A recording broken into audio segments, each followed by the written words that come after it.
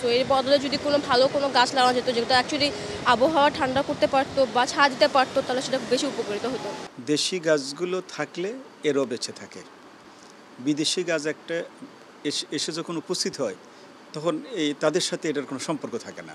আসলে যেটা দেখতে পাচ্ছেন যে অ্যাকচুয়ালি গাছে কোনো পাতাই নাই। সো এটা অ্যাকচুয়ালি কোনো কাজেই আসবে না আমাদের। কোনো ছায়া বলেন যেটা বলেন, কোনো ফলও ধরছে না বা পাতা না থাকার কারণে কোনো ছায়াও দেখা যাচ্ছে না। সো এটা অ্যাকচুয়ালি শো পিস ছাড়া আর কিছুই মনে হচ্ছে না এখানে। যেটা উপকার করার মতো কোনো কিছুই নাই এখানে। যেহেতু এখন আবহাওয়া খুবই গরম, এখন উচিত ছিল বেশি, বেশি গাছ লাগানো। কিন্তু এইসব গাছ অ্যাকচুয়ালি আমাদের কোনো কাজেই আসতেছে না। সো এর বদলে যদি কোনো ভালো কোনো গাছ লাগানো যেত যেটা অ্যাকচুয়ালি আবহাওয়া ঠান্ডা করতে পারতো বা ছায়া দিতে পারতো তাহলে সেটা বেশি উপকৃত হতো। না, এই গাছ ছায়া দেয় না। এই গাছ তেমন ছোট গাছ, পাতা পুঁতে নাই, এগুলো তো আর ছায়া দেয় না। দেখতেও ভালো লাগতেছে না। লাখ টাকার উপরে দাম। এই জায়গায় যদি একটা বট গাছ হইতো তাহলে আমাদের একটু উপকার হইতো আর কি। পথচারী চলাচল করে তাদের জন্য একটু সুবিধা হইতো, গাছের ছায়া পাইতো, রেস্ট নিতে পারতো।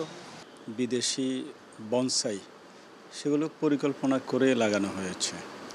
এখন পরিকল্পনা ছিল, বাজেট ছিল, কিন্তু পরিকল্পনাতে যে সকল এক্সপার্ট থাকা দরকার ছিল সেটার হয়তো অভাব ছিল। আর থাকলেও তাদের বিজ্ঞ যে মতামতটা প্রতিফলিত হয়নি। কারণ আমাদের দেশে যেখানে হাজারো বৃক্ষ আছে, সেই বৃক্ষগুলো নিজস্ব বাসস্থানে বিপন্ন। আমরা সেগুলোর কথা বিবেচনা না করে আমরা সে সুদূর চীন অথবা থাইল্যান্ড থেকে আমরা পরিকল্পনা করে প্রজেক্ট করে সেগুলো আমদানি করেছি। তাইওয়ান থেকে আমরা সেগুলো আমদানি করেছি।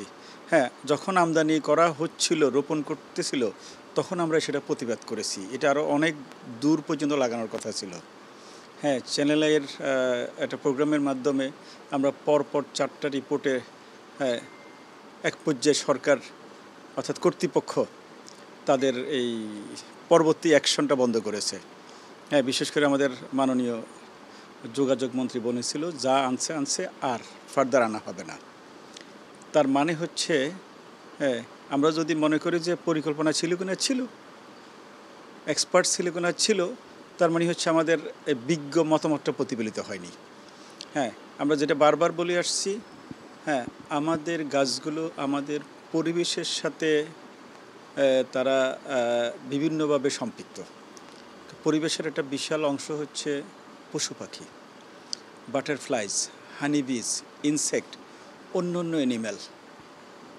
দেশি গাছগুলো থাকলে এরও বেঁচে থাকে। বিদেশি গাছ একটা এসে যখন উপস্থিত হয় তখন তাদের সাথে এটার কোনো সম্পর্ক থাকে না। ফলে এরও আস্তে আস্তে সেখান থেকে বিদায় নেয়। আমরা যদি ঢাকা শহরকে লাল মাটির জোন, সালফারেস জোন, তাহলে শাল গাছ ছিল এখানে ডমিনেন্ট। শালের সাথে আরও 100 প্রজাতির গাছ ছিল যেগুলো রেয়ার অবস্থায় আছে। তাহলে আমরা যদি আমাদের একটা আইকনিক ট্রি শাল, তাহলে সেটাকে তো আমরা ইচ্ছে করলে এখানে নিয়ে আসতে পারতাম।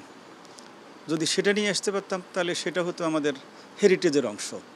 তার পাশাপাশি যে গাছগুলো ছিল যেমন শিমুল, পলাশ, উদাল, হরিতকি, আমলকি, বহেরা, ছাতিম, তারপরে হচ্ছে আপনার রঙ্গিল, হ্যাঁ, ইত্যাদি যে গাছগুলো ছিল এগুলো ওই বনে রেয়ার অবস্থায় আছে।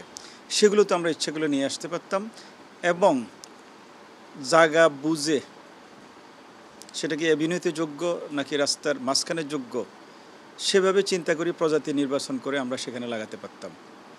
কিন্তু সেগুলো বিবেচনা করা হয় না। এটাই হচ্ছে আমাদের জন্য দুঃখজনক।